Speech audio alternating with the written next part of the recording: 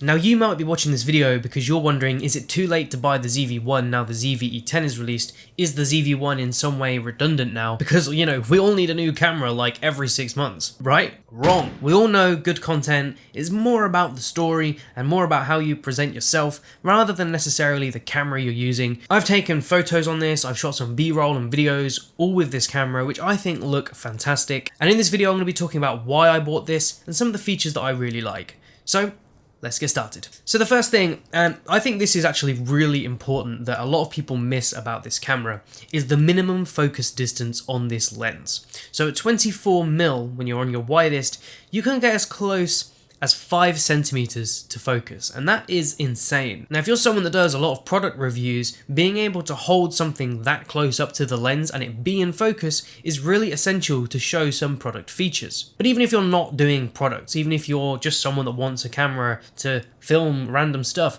you know, if you want to take B-roll of, I don't know, words in a book or your pet's paws or something. I don't know what people like to make videos about, but you know, whatever it is you want to do a video of, being able to get super close to stuff is always really interesting, and having that flexibility to use this lens, which is just built into the camera, and be able to get basically macro shots is something I do think a lot of people forget about, but I think is really important. Now when it comes to other cameras like APS-C cameras or full frame cameras, your only real option to get images that close is to either crop into your footage, which reduces resolution, or to buy a macro lens, which most of them cost quite a lot of money.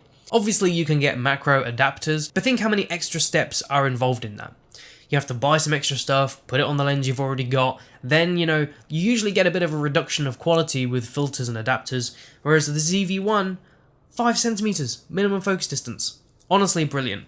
The only downside to this is when you do start to zoom in, say you're at 50mm focal length instead, that minimum focus distance does change and it's definitely not as close, but if you want to go full on with the wide and you want to get that close focusing distance, this is great for that. If you're enjoying this video so far, be sure to leave a like, it really helps out the channel, and if you want to see more from me, be sure to subscribe and hit that bell icon, and you'll see more of my videos when they come out. Now the next thing I want to talk about is the size and weight, and this is kind of a given with this camera. It's pretty obvious that it's small, light and easy to take around, but in all honesty I didn't realise how small and light this was until I bought it. I saw all the videos about it and I just thought, yeah, you know, whatever, I get that it's small, and I held off buying it because I wanted to wait for what Sony would bring out next. Obviously, the ZV-E10 was released, wasn't something I wanted, so I went and got the ZV-1, and when this actually came and I got it in, you know, I got it out of the box, I was just like, wow, this really is small, and I can see now why so many reviewers absolutely loved this thing. Now I have the small rig grip on this, which adds about 30 grams, I think. It's about £20 in the UK to buy this. The grip also enables you to mount this to a tripod, but also still access the battery grip and the SD card. But in all honesty, even with this grip, this still feels tiny and super light. I may do a review on this little grip in the future, but there's plenty of channels that have spoken about it. I took this to London the other week, and there's a video about that I did, including some of the photos that I took. I honestly found the size and weight of this so ideal for street photography and just simple travel photography. In fact, I liked it so much that I used this more than my A7 III, and I never once felt limited by this 24-70 focal range. One of the complaints a lot of people had about this camera was because you can't change the lenses, you are just limited to a 24-70 focal range, but that was not an issue for me at all. Now personally, I'm really happy that I didn't get another interchangeable lens camera, because this is the exact kind of thing that I was after. The next point, and this is personal to me, is the vari-angle screen. Now I know a lot of people are probably watching this thinking, basically every camera now has a vari-angle screen, it's basically just Sony's that don't. Yes, you're correct, but for me, someone coming from an A7 III with no vari-angle screen, having this on the ZV-1 has been brilliant. It's enabled me to get some really interesting photos as well that, to be honest, getting with my A7 III is actually really difficult. Something I've noticed about using the A7 III for a couple of months now is that not having the vari-angle screen to get low down shots or even shots up high has been really difficult, and the screen itself isn't very good on the A7 III, which makes that even worse if you want to kind of put the camera down low to the ground. You either have to like lay on the ground to get the shot and to see what you're looking at, or just guess, and most of the time my photos end up being kind of skewed or not level, which is really annoying, and that's something you completely avoid with this screen on the ZV-1. Now when it comes to vlogging and stuff like that, this again, brilliant. compared to the A7 III. Luckily I have a very wide lens on my A7 III, so I can kind of just guess where I am on it and it looks kind of right. But with the ZV-1, you know, I can make sure that everything I want is in the frame with this very angle screen. And getting all of this in such a small package and a pretty affordable package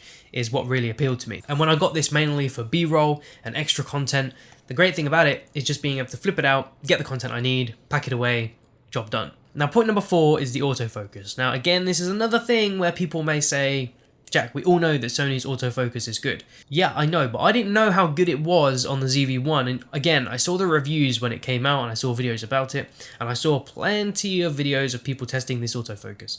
And I was like, yeah, it's pretty good, pretty fast. But it wasn't until it was in my hand, the same sort of feeling as when I realised how small it was, that I realised how good the autofocus really is. I've been using this now for a lot of B-roll for some of my other videos that are going to be coming out, and having that product showcase mode where I can just put something to the camera and it's just in focus like instantly has been brilliant. But fast and reliable autofocus means that I can also just give this camera to someone else to record me and not worry that something's going to be out of focus or wrong, and that opens up a lot of opportunities for me in terms of my content for YouTube. Videos aside, the autofocus for photography has also been fantastic. I've mentioned in the last video that I did that I tend to use flexible spot versus like a wider range of autofocus just so I can be a bit more precise, and when I use that mode, the autofocus is basically instant. If you're looking for a compact camera that has very fast and reliable autofocus, I really don't think there's anything else out there that will beat the ZV-1. And point number 5 is the price point of this. It's a one-time price point of $699 where you get a brilliant camera, great autofocus, very good lens to be quite honest. Like some of the B-roll that I'm getting with the depth of field looks fantastic. Dedicated record buttons, tally lights. This is the kind of stuff you don't get on many other cameras out there on the market. And the 4K hybrid log gamma out of this, the HLG modes, looks pretty much the same as my A7 III. Now obviously my A7 III will be much better in terms of low light, also it's full frame so depth of field is going to look a lot better, but the ZV-1 footage still looks brilliant, and that's on a 1-inch sensor in this tiny little package. I have bought a few accessories for this like the small rig grip and some extra batteries,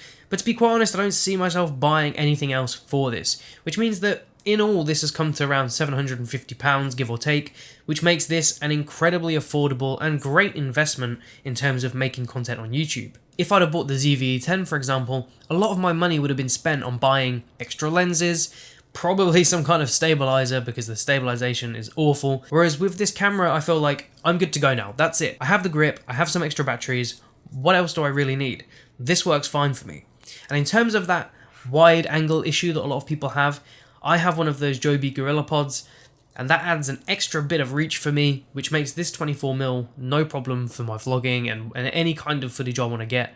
So yeah, tiny package, and I can't really think of much else that I need. There are of course some drawbacks of the ZV-1. The battery life isn't great, but as I said, I bought 3 extra batteries for about £20 I think, and they're so small and easy to carry around that you can just put them in your bag and not really even think about them, or in your pocket even, and when the battery starts to get low on this, just replace it. It's that easy. And even though the small size is one of the major positives of this, it also does come as one of the negatives in terms of feeling a little bit less safe, and I do worry sometimes about dropping this. This feels like something I'm going to get used to over time, so the longer I've had this now, I feel more comfortable holding it, less worried about it. When I first got it, I was super sort of like, oh no, what if I drop it? This is so small. I was being so careful getting it out of my bag and stuff and out of my pocket, but now I'm a lot more comfortable with it, and I think that's just, as I said, it's just something you get used to over time. So overall, even with those few negative points, it really doesn't take away from the fact that this is a great camera, and specifically a great camera for me. This is the kind of thing I was after, something that I can just get out of my pocket and start filming.